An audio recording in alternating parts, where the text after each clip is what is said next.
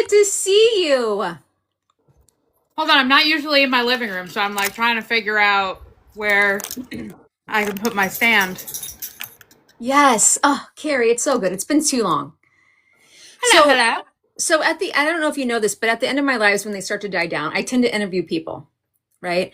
And I don't know how much time you have or whatever, but I would love to be able to kind of, quickly, whatever, kind of go through your whole journey if you can. Let's do it. Okay, so we'll start out with this, guys. Um, Tell us the dose you're on, how long you've been on it, how much you've lost, and then we'll go back to the beginning.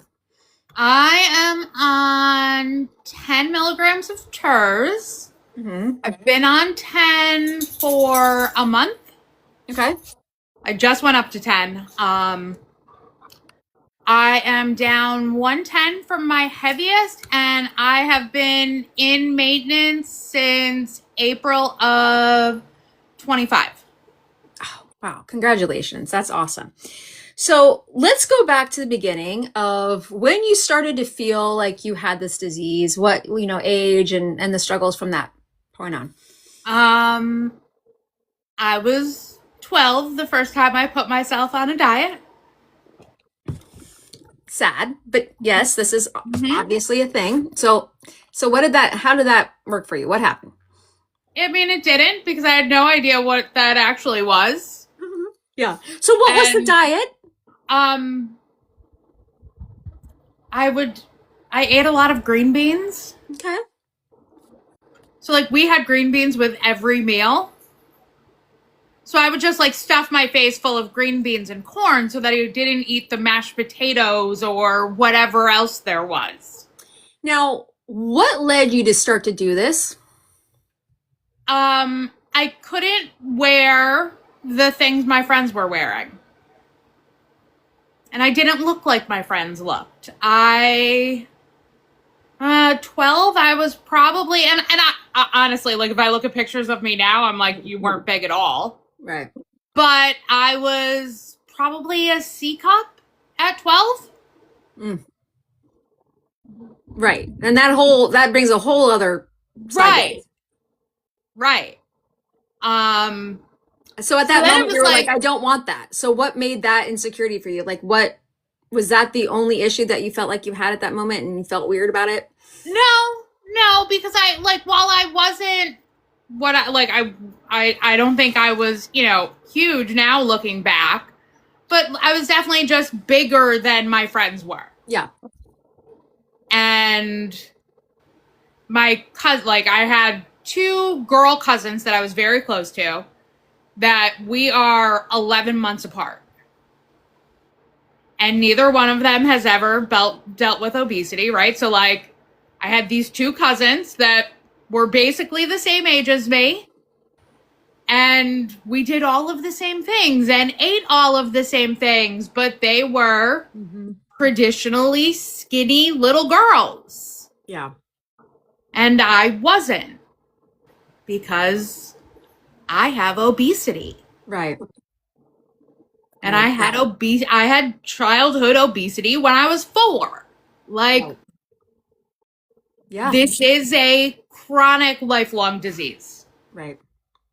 So tell me about how, Oh, look at that cute little chubby kid.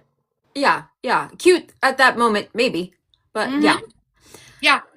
So you said to yourself, this is what I'm going to do. So what was your thought process as a 12-year-old? Like, what were you thinking when you were like, I'm going to put green beans and corn in my face instead of the mashed potatoes? Like, So my one aunt has been very successful and very unsuccessful numerous times.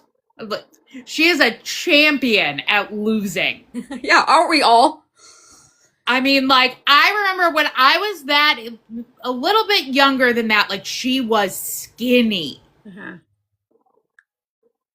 But every time she would lose it, she would gain it back. But so, like, all of those, like, WW style eating habits, right? Like, she lived in the same house as me. All of the women in my immediate family have obesity to some degree. Mm-hmm.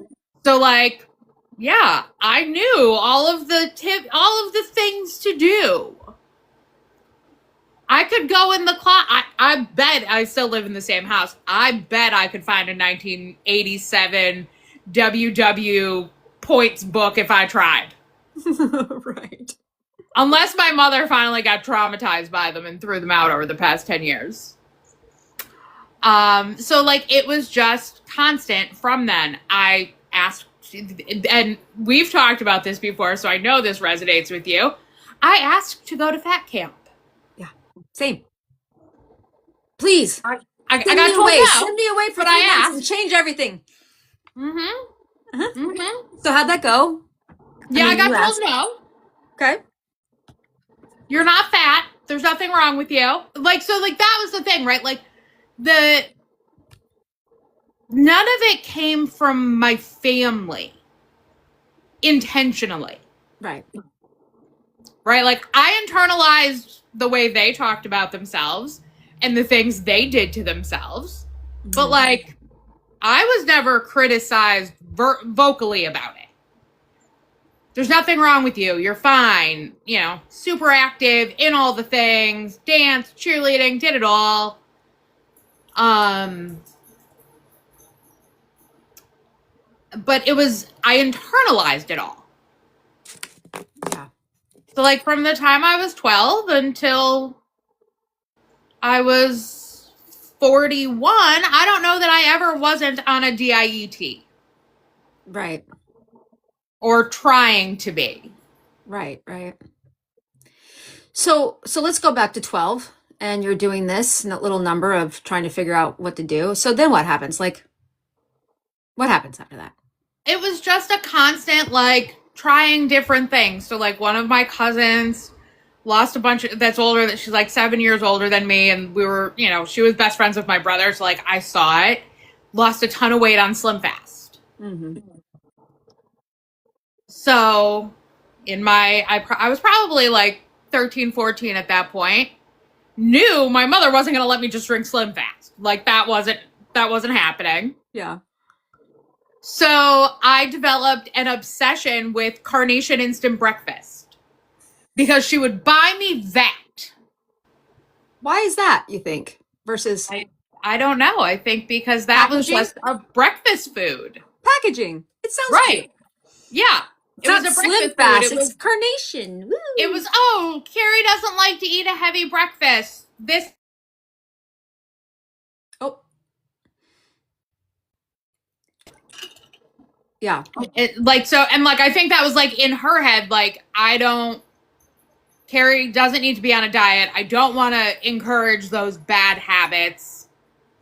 But, oh, she could eat this. And I don't think I even asked her for Slim Fast. I think that was like, I knew that wasn't going to happen. Right.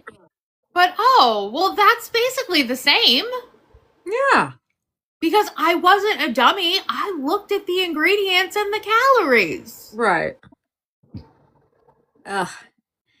Why did I know how to read a calorie label? Right.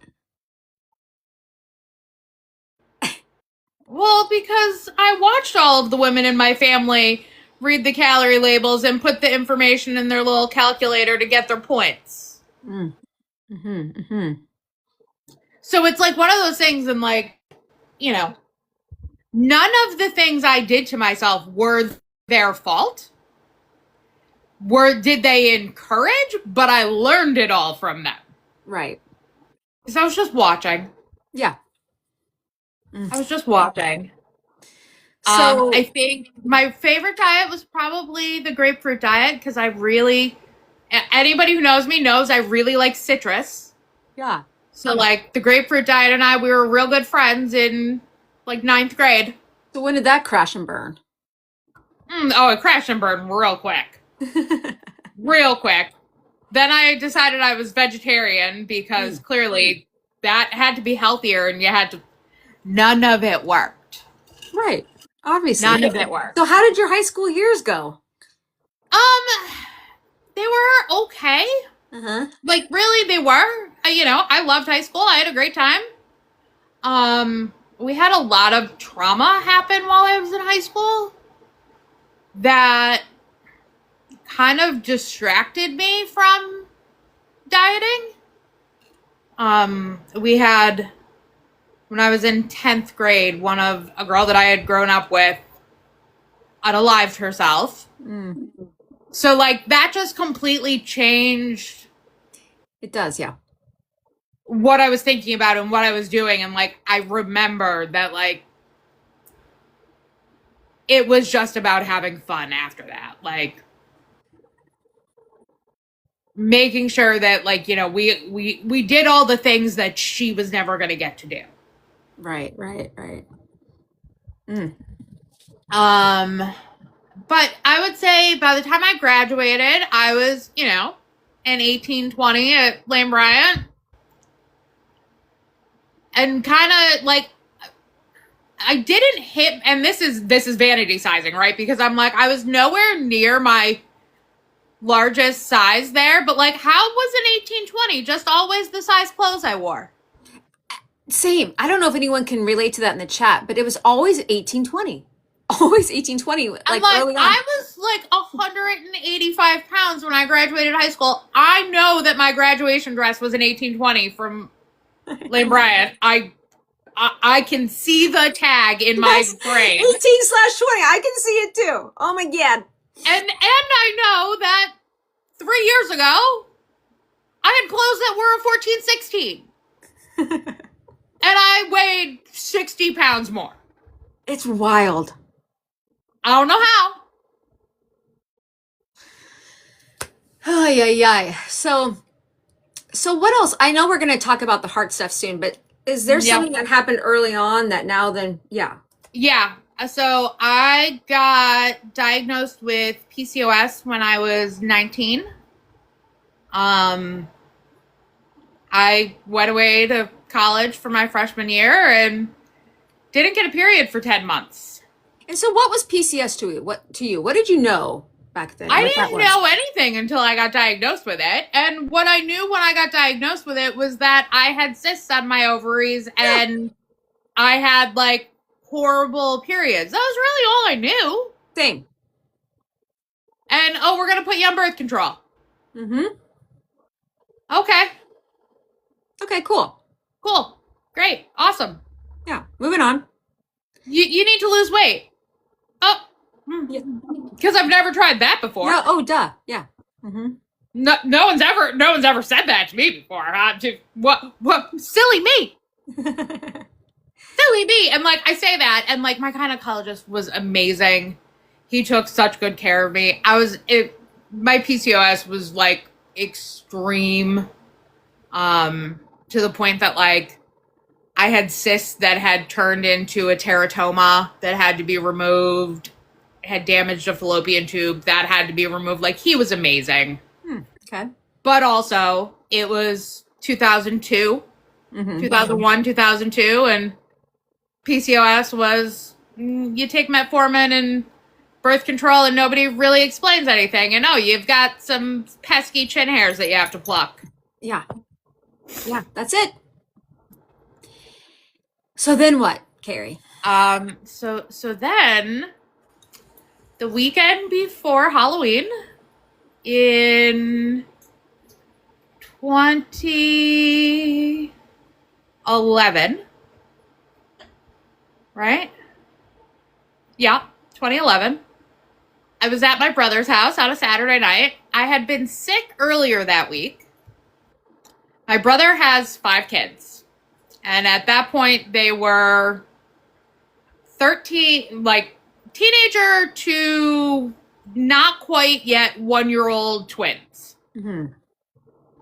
So whenever my sister-in-law works in the hospital, whenever she would be at work, like we'd go over, help them out. Like it was a lot. There's 5 of them in all sorts of crazy ages. And I was there and we had just ordered Texas Roadhouse. Yum. And I just didn't feel right. And I thought it was a panic attack, which I had before. Mm-hmm. And I was like, you know what? I'm going to leave. I'll talk to you later. What was the feeling, if you can think back now? My mind was racing. My chest was kind of tight. My shoulders felt weird. Okay. I had a little bit of shortness of breath, but like not anything really noticeable.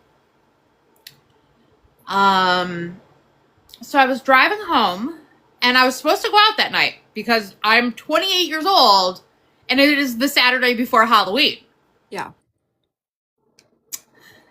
And as I'm driving home, I was like, you know what? It's just a panic attack. I'll go to the emergency room. They'll give me an Ativan. They'll release me. I'll be fine. And I can go out. Yeah. Well, it's a really good thing that my priorities were a little messed up mentally. That I was really worried about going out. Because you need to go to the ER to do that. Yep. Mm-hmm. Yep. Mm-hmm. Because I got to the ER. They took one look at me and had me in a triage room on an EKG. I was having a heart attack.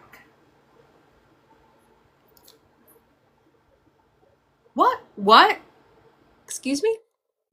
And I don't think I was as shocked as I should have been. Okay. Only because my father had a massive heart attack when he was 32.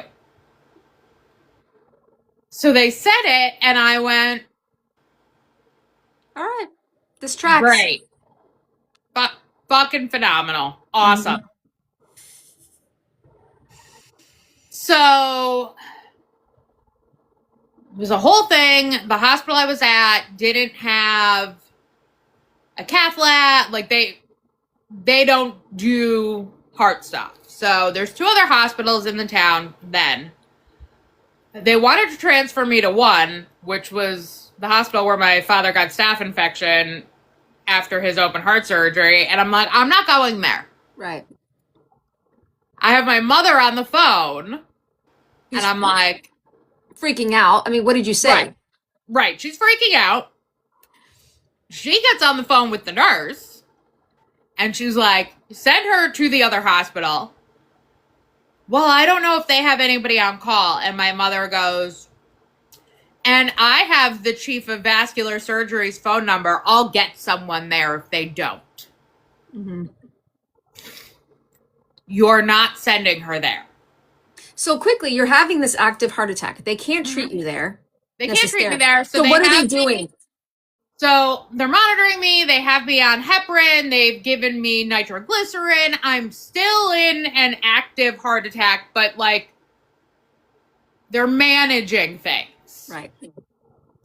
So ambulance comes to take me. The one nurse goes with us in the ambulance because that's how you know you're really like you might be dying. Yeah. They send the nurse in the ambulance with the EMTs. Yeah. Yeah. Wild. How are you feeling at this moment? How are you feeling mentally at this moment? Like, I think I was just in shock because I was very calm. Right. It's weird how our adrenaline takes over in that way sometimes. Yeah. Right? Yeah. I was just like very calm. So I get there. My aunt and my mom are waiting for me as they're bringing me up to go to the cath lab. And I was just super calm. Mm-hmm. So take me into the cath lab. They aren't able to place a stent. Can't do anything. The cardiologist sends me to the cardiac intensive care. Need to wait a couple days, come up with a plan. I'm still in an active heart attack. So, why did it take 48 hours to come up with a plan? Well, it didn't because as I'm still in an active heart attack, there is, and I wish I knew his name, but there is this male redheaded nurse that like I could see his face right now. I can picture his face. Okay. Because he's in the room monitoring me and I'm going, but it still hurts like when I got to the hospital to begin with. Yeah. And he ignored the cardiologist's instructions and called my family physician. And my family physician gave him the order to call in the thoracic surgeon. Mm. So You need to find him. You need to find him. I never saw him again. I was in that hospital for 8 days. I never saw the man again. I don't even know. Did I imagine him? I don't know. Yeah. I don't know. Because, like, in my head, he looks like my friend Kevin, but not. I'm like, did I make him up? Mm. So, thoracic surgeon gets there. He's very calm talking to me. I got you, kid. Everything will be fine. Okay. Yeah. AJ knows how to get me. This is the only thing that makes me cry. Wow. What I then found out he told my mother was, I can't make you any promises. I'll do my best. So quickly after this red-headed angel comes in and saves the day, what is everyone else doing? The cardiac people, the ones that were like, no, we're going to come up with this different plan. Like, is everyone just kind of be like, okay, we called this in and this is happening? Like, there was no fight, there was no push. No, not once he called my family physician and my family physician said, and I'm giving you the order to call, because my family physician had rights at that hospital, because that was when family physicians still went to Right. hospitals. Right. Right now, the hospitals just have all their own internists. Right. So we'll get further into this, but it just blows my mind. And maybe now looking back, why would nobody else be like him and say this is what we need right now? I don't understand. I don't know either. So the cardiologist at that point was the one who had to give the call, right? Right. The nurses have to take their directions from the cardiologist. The cardiologist have a lot of opinions about him. Mm-hmm. But I think his thought process was, it was a Saturday night. Let's keep her medicated, monitored. The OR room is shut down. Right. Right. Huh. Interesting. That wasn't hit. So this is where the story. Also, she's young. Yep. Right? She's young, but I have 3 blockages that you were just not able to stent. Right. Hello. I think we have a problem. But he was on call at that hospital. But that was not his home hospital. His home hospital was the other one where I refused to go. Okay. Uh-huh. Uh-huh. Uh-huh. Yeah. Yeah. Yeah, makes sense. My redheaded angel nurse. So how long did it take for the thoracic doctor to get there and for you to like? Within, from the time the nurse called him to the time he got there and I talked to him was very short. Awesome. Like, from end to end, I was out in the OR probably in under an hour and a half. But I have at this point been given massive doses of blood thinners. Mm-hmm. So, I was in surgery for 7.5 hours. Numerous blood transfusions because I was just bleeding out. I don't know if you can see my scar on my arm. So they harvested from my arm and my thigh to do the bypass.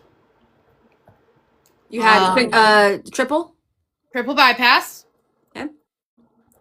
I was out for, I don't know how long I was out afterwards, but woke up in the cardiac ICU and Was in the cardiac ICU for about 12 hours that I was awake. In that 12 hours, I may or may not have kicked one of my aunts out of my hospital room. Explain. She was talking to me about her Disney trip that she had just come home from, and I was like, I don't give a fuck, get out of here. So then my cousin and my brother were like, these are the only people allowed in the room. Yeah. They were like setting down the rules. They're like, you all think that she just had triple bypass and you have her medicated in this bed. She will kill someone. Yeah, my aunt has no timing. She's talking to me about her trip to Disney, and like literally, they came home from Disney the night I had the heart attack. Yeah. She's still So, like, thriving. She's thriving from Disney. She needs to well, express oh, and she has a cold. Oh, God. The cold she came home with. Why are you in my cardiac ICU room with a cold, telling me about your trip to Disney World? What is happening right now? And plus, listen, I've been with people who have come out of bypass surgeries, and you are medicated, and you are going through a lot, and you're in pain, and it is not the right time. And I am mean when I come out of propofol. Yes. Like, I'm mean to begin with. Yeah. I'm meaner. Like, it's not good. Yes, she wanted to share her happiness and her germs. I don't need a cold. No. And I think that was what I told her. I don't need your cold. Get out of my room. I don't care about Disney World. It's not the happiest place on earth. Right? Like, I'm lucky I'm alive. Why are you telling me about Disney World? God bless her. God bless. She is my mother's older sister. She is amazing. Yeah. She's probably thinking to herself, let's just live in the... I'm distracting her. Yeah. Right? Like, I'm distracting her. You're not distracting me. You're annoying me. Right. I can't have any food. I have tubes coming out of my chest. Did you have this done here? No. Okay. Oof. No. That's my mom has had that done. Yeah. Yeah. Yeah. Yeah. Oh, yeah. You're good friends now. We're good. We're good. Okay. So this has happened. Now what? So this has happened. So I drove the nurses on the cardiac floor nuts because they're used to taking care of old people and like little kids. Like, that's kind of who has heart surgery, right? Like, if there's a spectrum, heart surgery patients are 50 plus and like 10 and under. Right. So here's me. I'm 28 years old. I had walked a 5K 2 weeks before I had a heart attack. Like, I was not inactive. So, like, I didn't want help. Like, just let me get up.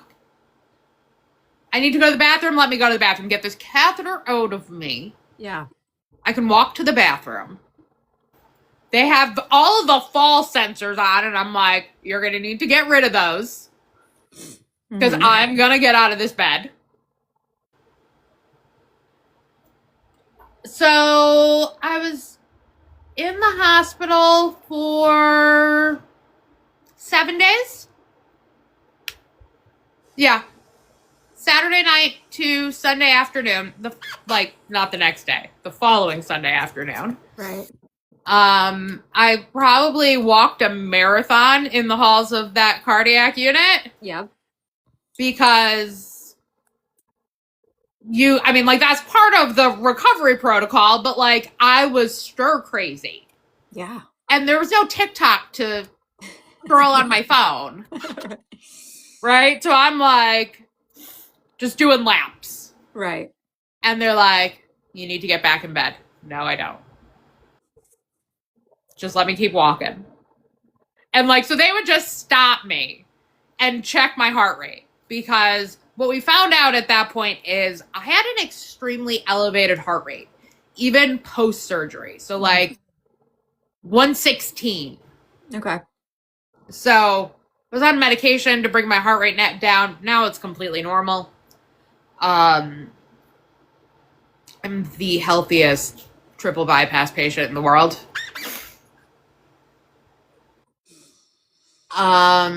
So got out after 7 days, had to do cardiac rehab, which as a active young person was super lame because they're like, pedal this bike, don't Right. go higher than 20 RPMs. And you got George and Harold over here. Uh-huh.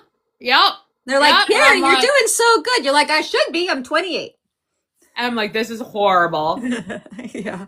So I went to see the surgeon for my 2 week follow up, and I'm like, do I really have to keep? He's like, okay, you don't have to go to rehab, but I am giving you a rehab program and you can do it on your own. I was like, agree. I will agree to this. So, like, now I have a cardiologist that I have to go see every 6 months. Right. Who wants to do that? It's a real pain in the ass. Mm-hmm. I've had to have, and like, so I get very regular monitoring, right? Me and an EKG are best friends. Echocardiograms are the devil's work. So if you've never had an echocardiogram or know what they are, it's basically an ultrasound of your heart. Yeah. I've had it every year since I was for 20 years. But I have triple DF breasts that they're digging. So like, so when everybody was freaking out about like, oh, like my friends, oh my God, when we had to go get mammograms for the first time, I'm like, dude, what are you guys talking about? That didn't hurt at all. Yes. This echo hurts. I'm like, you need to go for an echocardiogram and then talk to me. Yeah. Yeah. And then, like, it's always something dumb. So, like, I go for my stress test, and I'm, like, cooking it on the treadmill, right? But I swear they never look at, like, the old records. Because then they're like, oh, well, there's something abnormal. We're going to send you for a nuclear stress test. And then you're going to have to wait here to see your cardiologist. I'm like, my cardiologist doesn't want to see me. What is abnormal? Well, you have, and whatever she said, and I looked at her and I went, did you look at my chart? I had a heart attack and triple bypass. Yes, we are aware my ejection fraction is 49. Yes, this is normal state now. What are you talking about? Yeah. Oh, Carrie. So I lost during the time I was in the hospital and like right after, I probably lost like 30 pounds and everybody, oh my God, you look fantastic. That is very normal, isn't it? Yeah. But what is it? No clue. Yeah. I think for what I've seen, it's a lot of inflammation and things, don't you think? Yeah, stress. Yeah. Like,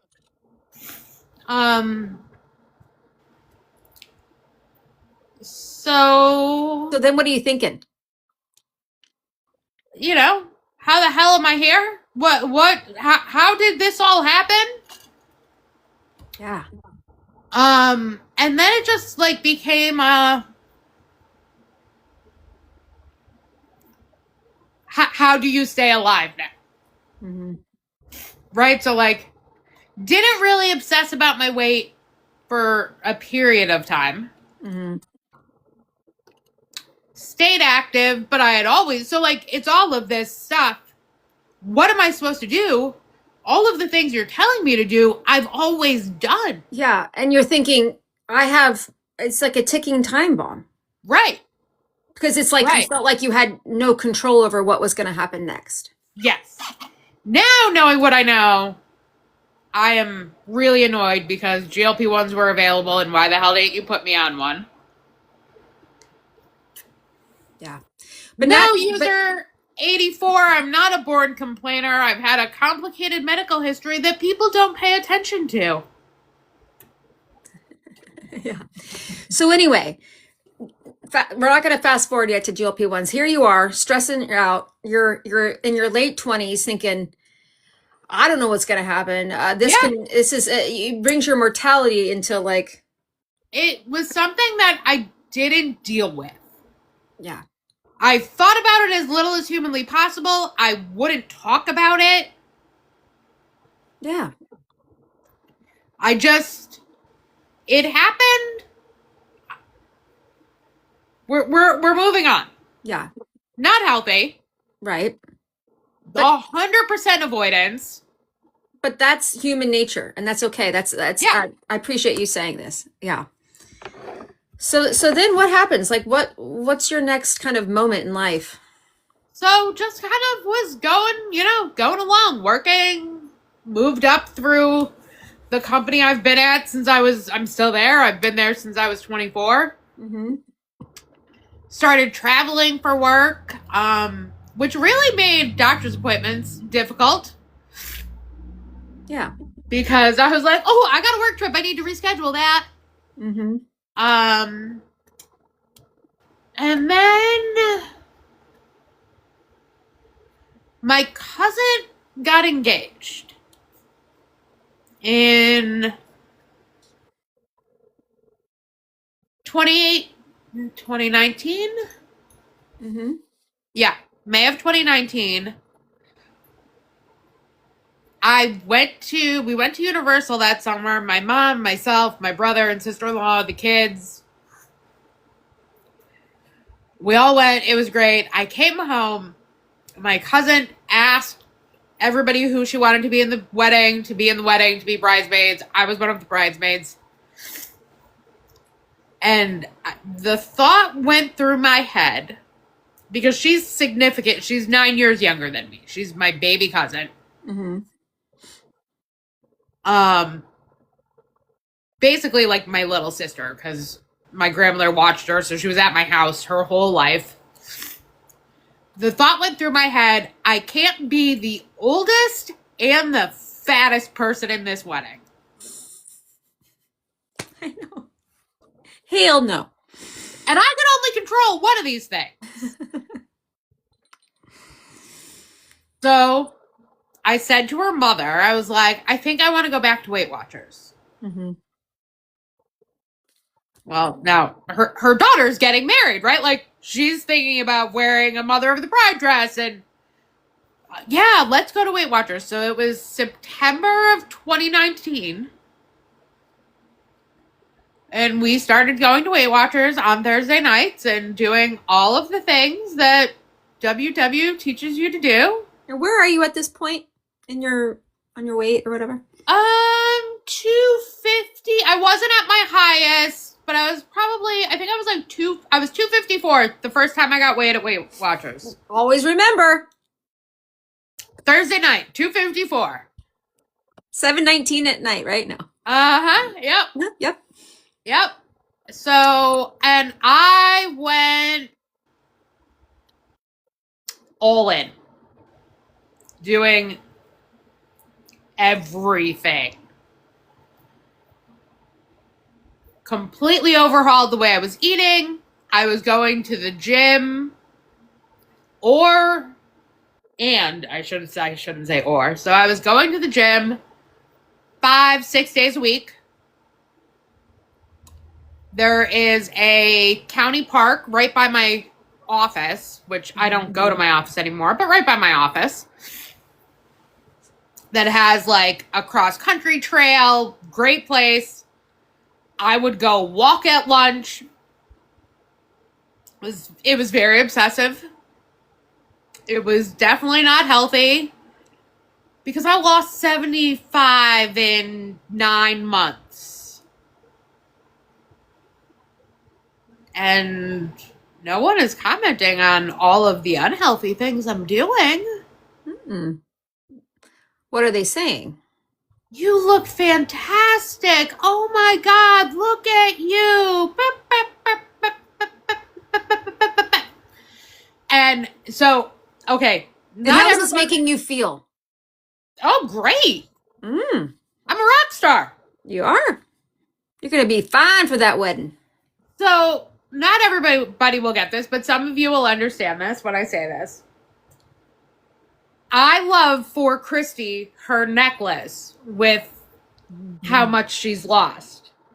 It is triggering for me because at that point, Weight Watchers was doing charms for a keychain based on hitting milestone numbers of weight lost. Mm-hmm. And every time I see Christy wearing her necklace, it just, in my head, I can see that key ring and all of the unhealthy things I did to get to that 75 charm that I never got because the world shut down for COVID. Yeah.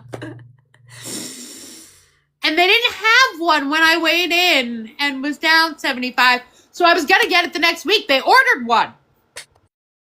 The world shut down. Okay, so now I have built all of these extremely unhealthy habits.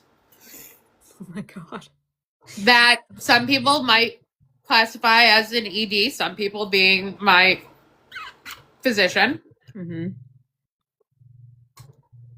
And now gyms are closed. And I can't, all of the things. And your mental state. Drove those are gone. Okay, but I can still go out and walk. So every day at lunch, I would go for a walk. And I maintained that. So that was, I hit the 75 in March, and I basically stayed within that range until, so we had to reschedule her wedding because COVID. It was supposed to be in May. We moved it to August. We had all of these crazy mask and social distance protocols, and it was a nightmare. Yeah, especially in August. Is it outside? It wasn't outside. We had outdoor space. Okay.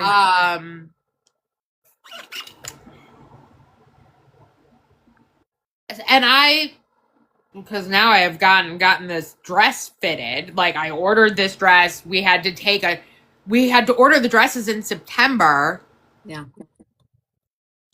Well, I intentionally ordered a size smaller than I needed at that point. But then, like, the seamstress had to completely redo the dress, right? Because, like, thankfully, none of the times I've lost weight have my boobs gone anywhere.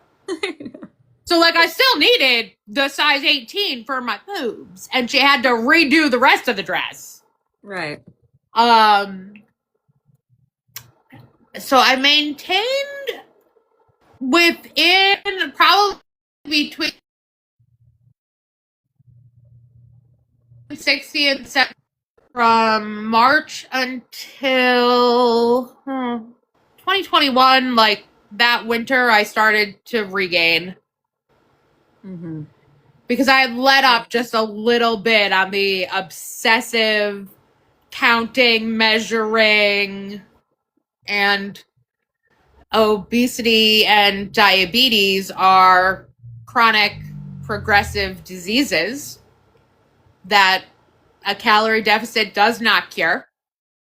Right. So how high did you get? I got back up to 240. No, I was 239 the day that my doctor prescribed Ozempic. And what did you know about Ozempic at that moment? Very little. It was June 28th of 2022. Okay. So Mounjaro, what I know now is that Mounjaro was already on the market. And you could get it for $25. Yeah. But what I knew then was basically nothing. It's for your diabetes. Okay. Which you have. Might impact your appetite. Okay. Okay. For a year, I bounced between 0.25 and zero point 0.5 with every side effect and no, not a tinge of anything to do with my appetite.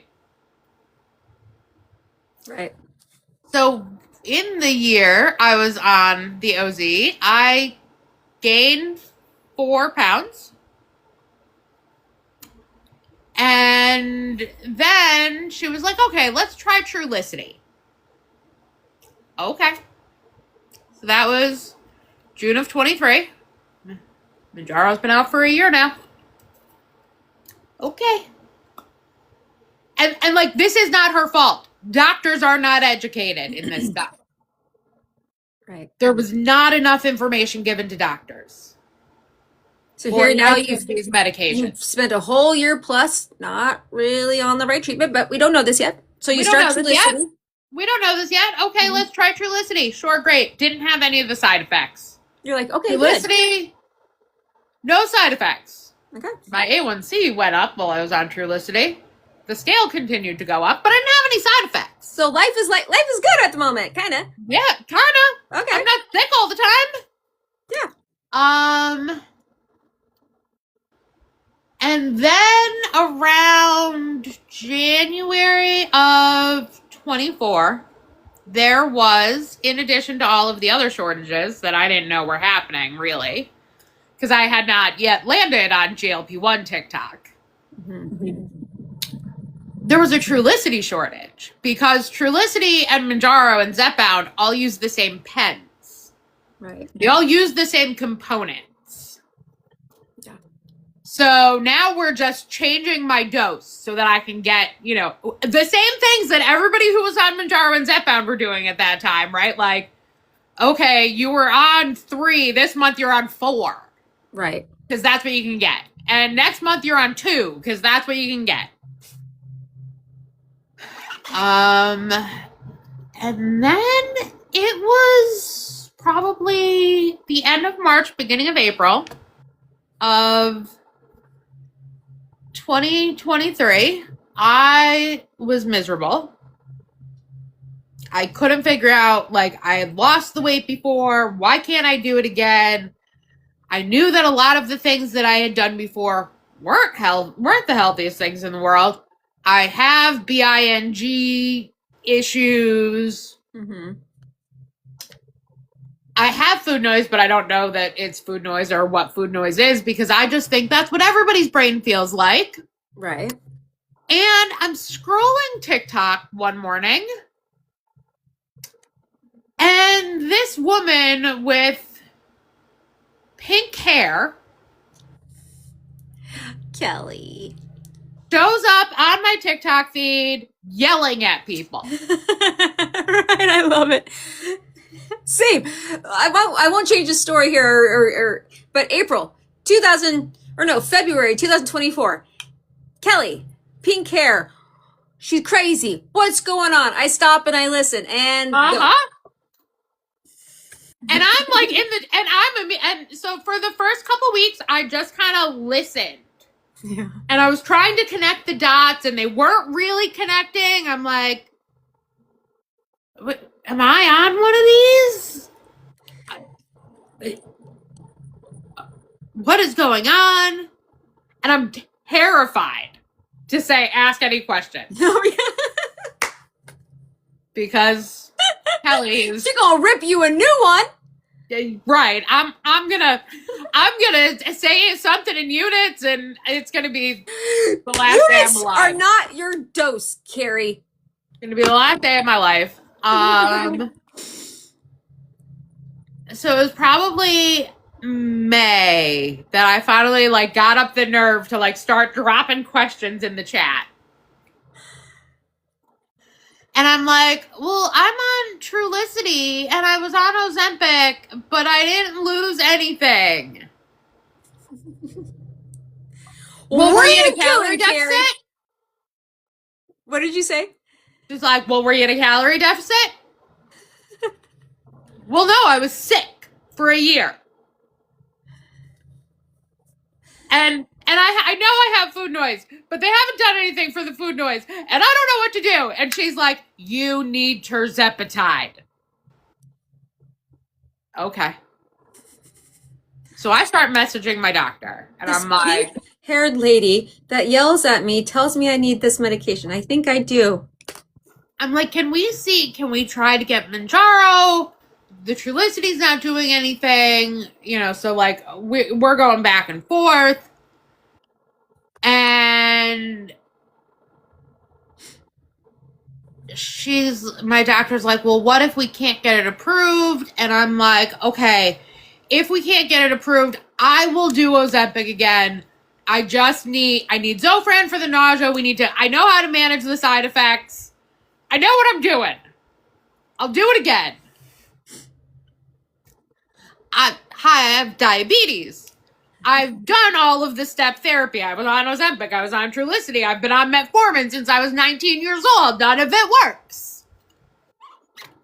So, very quickly, they screwed up the first PA. I got the denial, and I immediately called my PBM, and I'm like, because now, in addition to Kelly, like, I've been watching all of these GLP-1 lives, right? And they're like, advocate for yourself. Okay. And I'm like, I'm not paying for this out of pocket. No. So I call my PBM and I'm like, why in God's name did this get? Well, it's missing this. Well, now I'm messaging the doctor's office and I'm like, they need this. That's all they need. They send that in. So June 20th of 2024, I took my first dose of Manjaro. What? How much did you weigh then? You know. I weighed 254. I don't know what my body's thing is with fours, but my weight really likes numbers that end in 4. And what did you feel when you took that shot? I took that first shot, and within hours, my brain had just gone on mute. And I'm like, and now remember, I have been in the GLP now for 2 months waiting because like we had stopped the Trulicity. I was back on Jardiance, which is the devil and gives me yeast infections and is now listed as being an allergy because I'm like, I'm never taking it again. Yeah. But I had already like started making all of the changes, right? Like I'm drinking 160 ounces of water a day. I'm starting to buy supplements. I've got protein powder coming out my eyeballs. I'm like, all right, we're gonna, whether it works or not, we're gonna make it work. Might be my previous ED still talking. It's fine. It's fine. We've dealt with that. And I immediately started losing. I was not one of those dramatic first week 10 down, but I lost like 3 pounds the first week. First month, I think I lost like 16. My doctor moved me right up to 5. I'm like, I don't need to move up. Yes, you do. Your blood sugar is not where I want it yet. Okay. All right. That's Kelly's like, Carrie, moving you up for your blood sugar. Yeah. Go up. Because I'm like, the doctor wants me to move up. I'm fine. Why does she want you to move up? And like Kelly and Jess are like reading me the riot act. Yeah. Jess is like, Carrie, just go up. Yeah. Okay, fine. And then I stayed on 5 for 19 weeks. I lost almost 50 pounds on 5 in 19 weeks. I very quickly, because I was still traveling for work, I very quickly like came up with my little cheat codes and things to do. Mm-hmm. And like AJ knows, I used to post all the time, like without fail, if I am going away for work, there will be a Target delivery when I get there. There will be yogurt, hard-boiled eggs, frozen fruit if there's a freezer, fresh fruit if there's not. Like there's the protein shakes so that I can toss a protein shake in a coffee. Because traveling was not derailing any of this. Like we were doing and it couldn't have, because I still to this day have so much appetite suppression. So here's this medication finally that's been out. It's been out, but it's fine. It's fine. It's fine. I truly believe that if I had gotten it in June of 2022, You may not have done the things. that all needed to happen. Yeah. You needed Because TikTok. during those 2 years, I was dealing with the ED stuff I had going on. That all needed to happen the way it happened. It irritates me, but it needed to happen that way. So now you're thriving. Now this is working. It's working.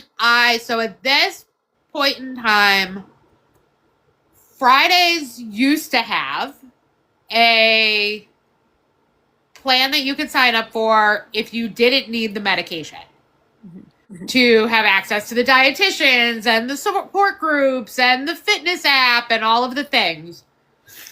So I started doing that in August because I was like, I just need some extra. My doctor doesn't know what the hell's going on. Because why didn't she tell me any of these things that this pink-haired lady on TikTok told me? Right. This pink-haired woman's just screaming at me. I started going live early, probably end of July of that Why year. is that? Why did you start going live? It started as a joke one night in Kelly's live. So this was when Kelly used to be on live twice a day, every day. Her evening live wrapped up at like 8 o'clock. And it started as a joke that I was going to go live and it was going to be the after show. And then I went live 7 days a week for 9 months. Without fail. Because, and this is the 100% the reason why I started making content, started going live. Because at that point, like, I still didn't talk about, like, the heart stuff, really. But I knew that there were people getting them. I felt like there was this line between people who were on compound who had to go and search for it and had to put in the work to get it and get the information, and people who were just getting handed a prescription at their doctor's office and told to go get it filled. Yeah. Yeah. Absolutely. And I knew that there were people that had had no information, just like I had no information for 2 years, and were suffering. And that was why I started going live. Yeah. I hear you. Yeah, because you started going live not long after me. Yeah, this is life-changing for us. And it's like, we want to help people find this. We don't want them to go through the struggles that we did. Yep. And I still think that my doctor watches my TikToks. Because my appointment in December of that year, my 6-month follow-up, because when you have diabetes and heart things, you go to the doctor every 6 months, like clockwork. She's all of a sudden questioning me about my water intake and my protein. Wonder where she found that out. And I'm like, weird, because you've never talked to me about my water or my protein before. But okay. I don't care how you learned it. I know you have a ton of diabetic patients, and You're giving them better care now than I got 2 years ago. Yeah. Kudos. However you got there, you got there. So let's talk about this latter part then, right? How well you've done, what you're doing now. Yeah. So I begrudgingly hit maintenance in April of last year. Body DYSMORPHIA is a real thing, and even though mentally I knew my goal was 165, looking in the mirror, I was not happy. So I was begrudgingly in maintenance. I lost another 11 pounds, which is how we get to the Carrie lost 110 from her heaviest weight. And there's something really weird about me in fours because my lowest weight was 154. And that was where I was like, okay, we're good.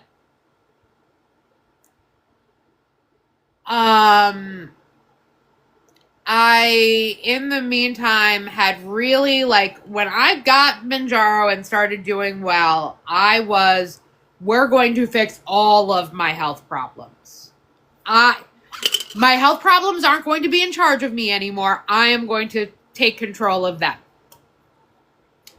So I had gone to a lipid specialist. I was,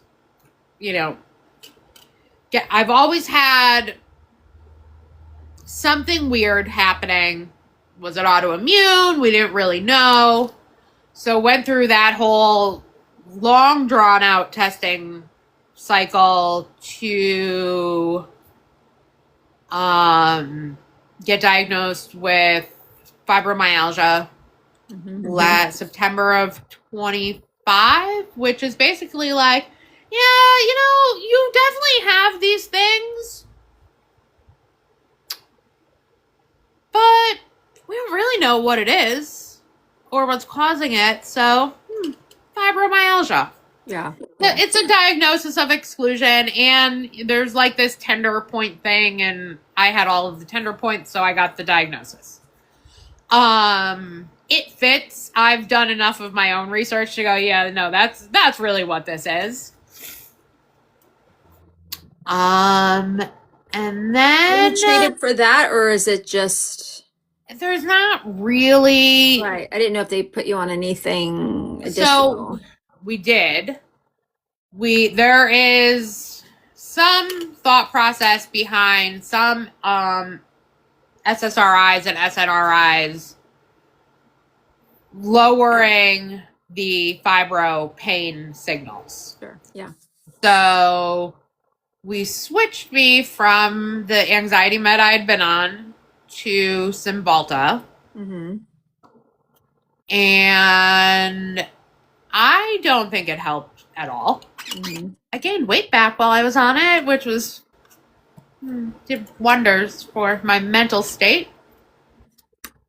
So I'm not on that anymore. We just switched me back to the anxiety med I was on before because I'm like, no. Okay. No, thank you. Because I had gone from and like it was that, and I was traveling a ton for work over the winter. So I've regained about 15. Which is really only 5 because my goal was actually 165. But somewhere in my messed up head, I decided 154 was some magic number. Yeah. So we were kind of just hanging out. I had done last July, I did a video consultation for a breast reduction. Went to see the surgeon in March of this year. Went through everything, like I've done physical therapy. I've gone to the chiropractor. I've thrown out my back. I've had rashes, and all of the things. And I always wanted a breast reduction. It wasn't until I lost the weight and kind of stabilized at a weight that I was like, okay, because in my head, when I was big, the size of my breasts made sense and Yeah. made me look, the rest of me look smaller. Right. Yeah. And now you were like, And wait a now I minute. was like, this is miserable. And you feel bigger than you are, I right? feel bigger than I am. Mm-hmm. Having to buy bigger sizes than I actually need. Mm-hmm. I can't golf or run or do any of these things that like physically now I can do. Yeah. But I can't do that. Right. So went to see the doctor in March and he was like, yep, no, you are perfect candidate, took all the pictures, documented all of the things. First submission got approved within, it was like 6 weeks, if that. I got a call. Okay, you're approved. Great.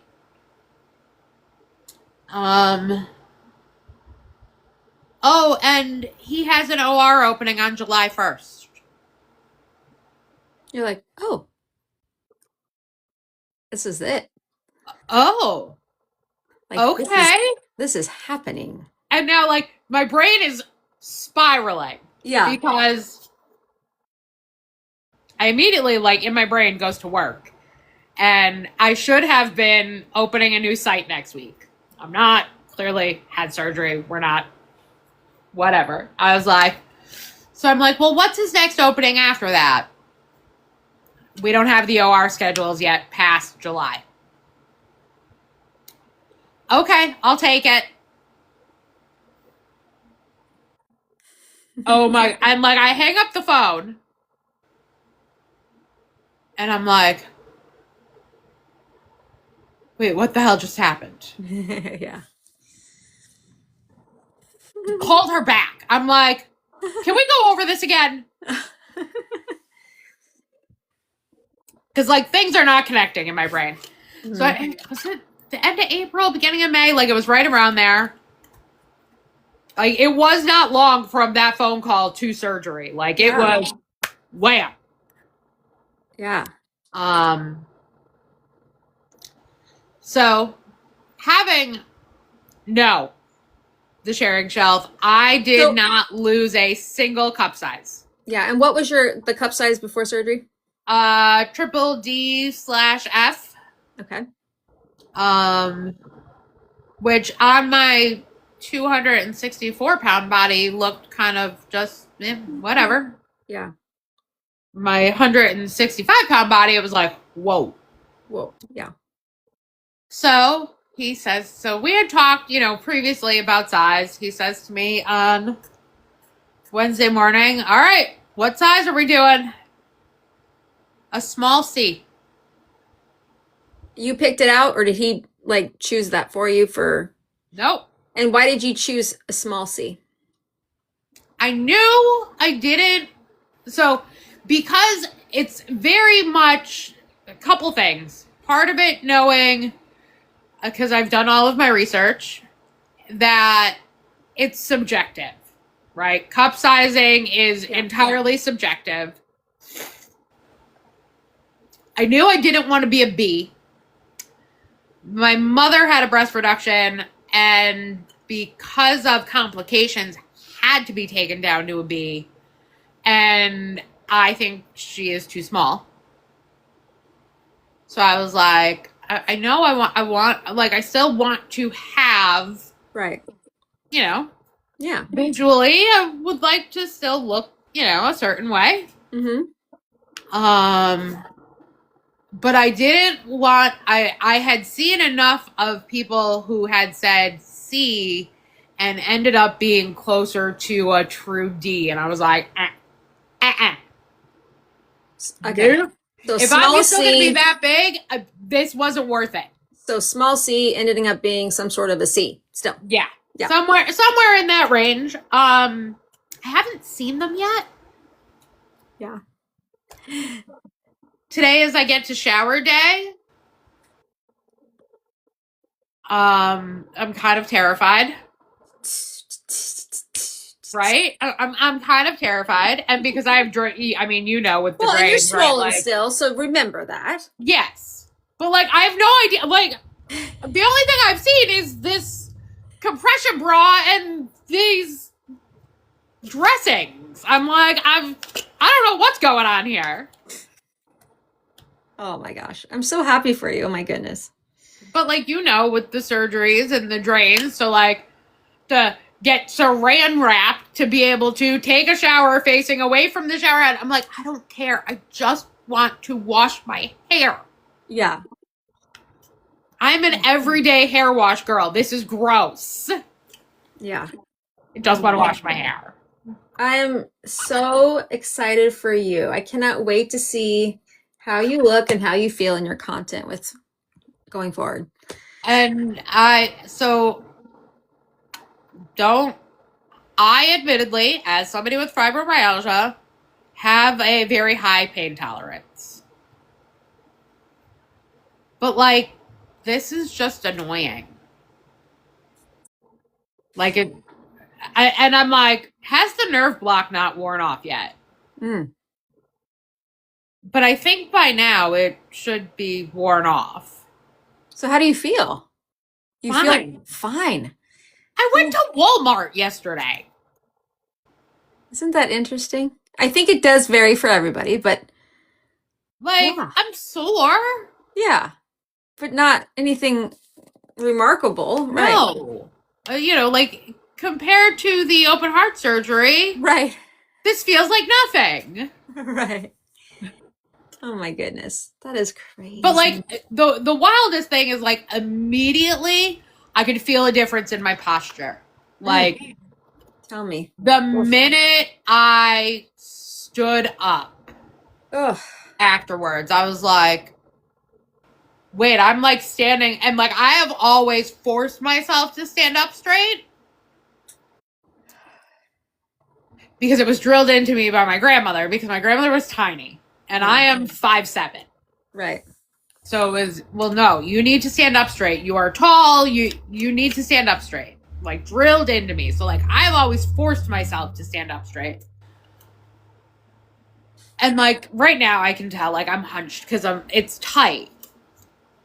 But what I noticed on Wednesday is I didn't even have to think about it. It was just my shoulders were back in a way that like normally it is effort to do.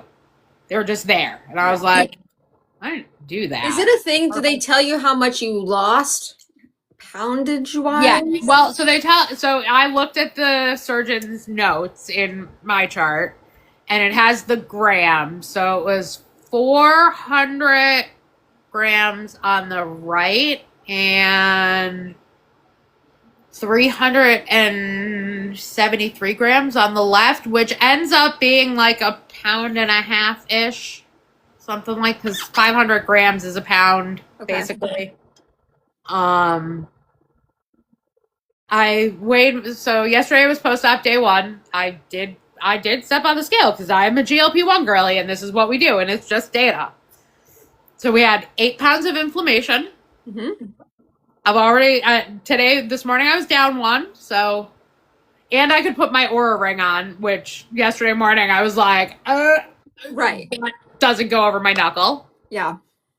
Which, you know, I'm very much a high inflammation. I mean, I think after my paniculectomy, I was up 20 pounds or something of inflammation. So 8 pounds is awesome. Well, and I did, with permission from my surgeon, on Wednesday, I had 2 priorities coming home. The first one was that I made my mother stop at Starbucks. Yes. And the second one was that I took my Manjaro as soon as I got in the house. Amen.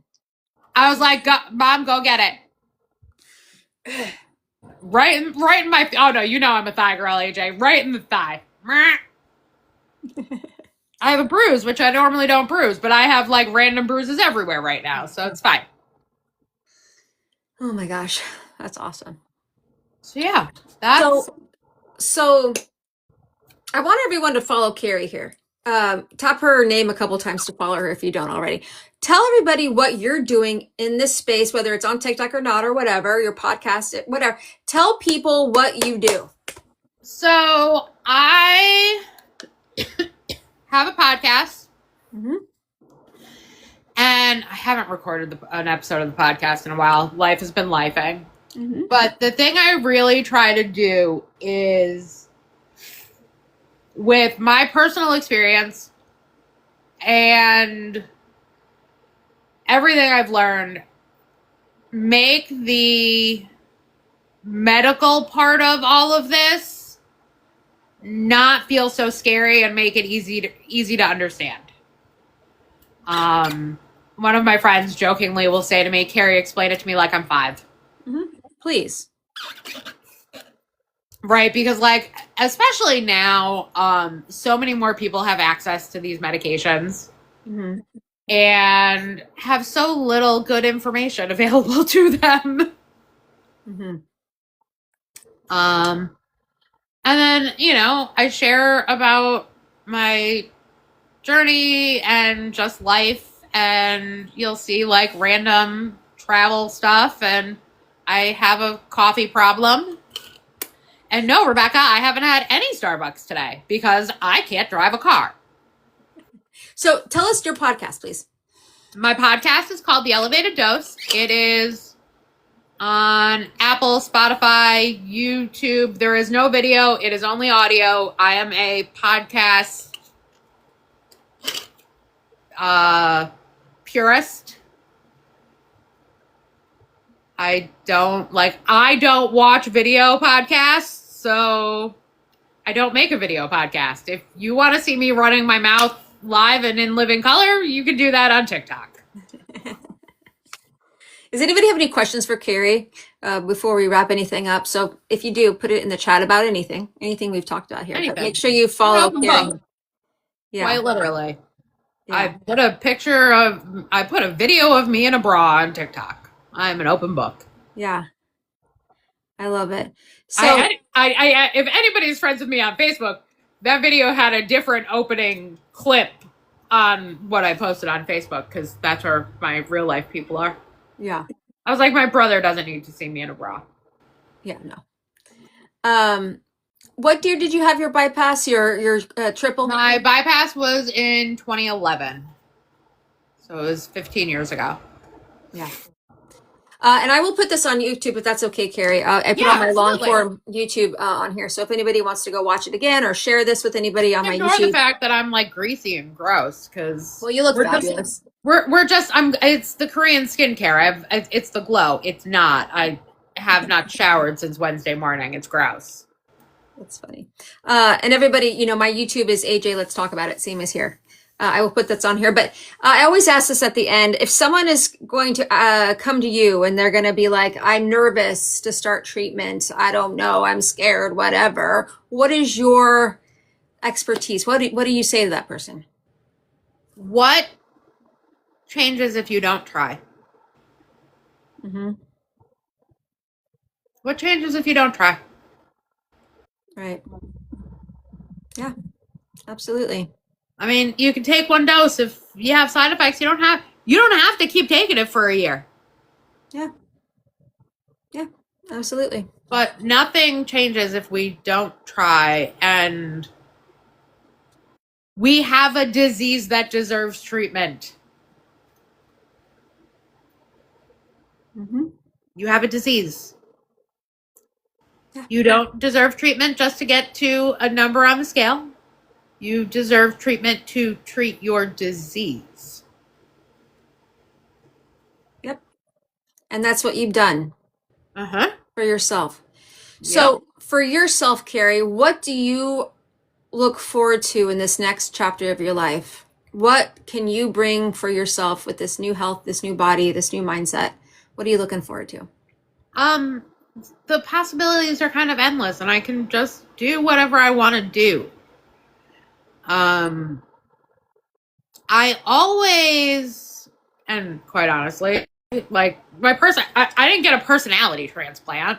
I am who I've always been. But damn, I'm just kidding. Right? I think I am more empowered and feel more in control now. Mm-hmm. So I don't say Like there's no longer that voice in my head that's like, well, you can't do that. You're not going to be able to do that. Which was 100% like internal. Mm-hmm.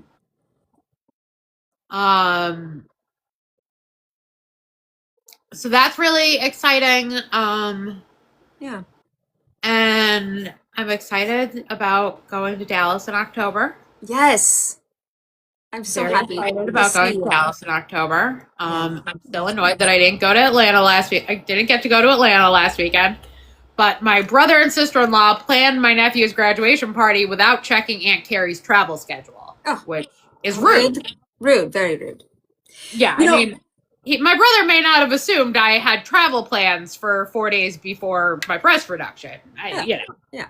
But you know what, Carrie, I want to bring something out. When we were talking about you in your 20s, having this triple bypass, and you were living your life like, am I even going to live one more day?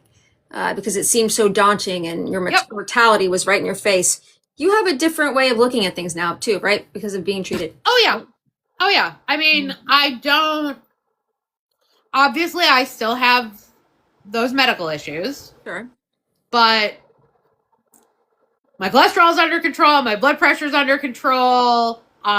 We've seen some minimal. Phone calls, guys. Aren't they the worst? Give her 2 seconds. Sorry, somebody called. That's okay. We've seen some minimal improvements in like EKG results. Okay. I know because there's studies that whether you're losing weight or not, when you get to your goal weight, if you stop taking the medication, and sure, maybe you can maintain your weight, you lose all of the cardiac benefits. So I will be on some form of GLP therapy for the rest of my life. Mm-hmm. And thinking about the rest of my life no longer terrifies me. Because, and like my surgeon said this, he said, I will tell you right now, 2 years ago, I would not have approved you for this surgery. Because you have not been making it out. Yeah. Mm-hmm. He said, just looking at where your health was before Manjaro, Mm-hmm. he said, I would never have brought you into the office for an appointment. We would have had the video consultation and that would have been the end of it. You were not a candidate. Because I do have a cardiac health history and diabetes. Mm-hmm. Still have diabetes. It's just managed. So please don't let anybody tell you that your diabetes is cured. Because it's not. And when you stop taking the Manjaro or the Ratata or whatever you're on, guess what's going to happen? Your A1C is going to go back up. Mm-hmm.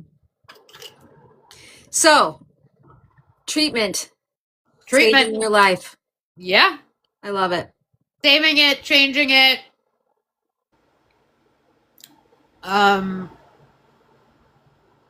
Yeah. Life is good, man. Life is good. Thank you, Carrie, so much for being able to pop on today. I love this conversation, guys. Thank you guys for hanging out in the chat. Any last thing that you want to say that wasn't brought up? I don't think so. Okay. All right. Well, it was awesome. I will be putting this on YouTube, guys, just so you know, if you ever miss any of these long form interviews, they will be on my YouTube. AJ, let's talk about it. Find me there. I'll put this on YouTube today. All right, Carrie, be good. I'm going to let you down in the chat. Thank you. Okay, bye. Bye.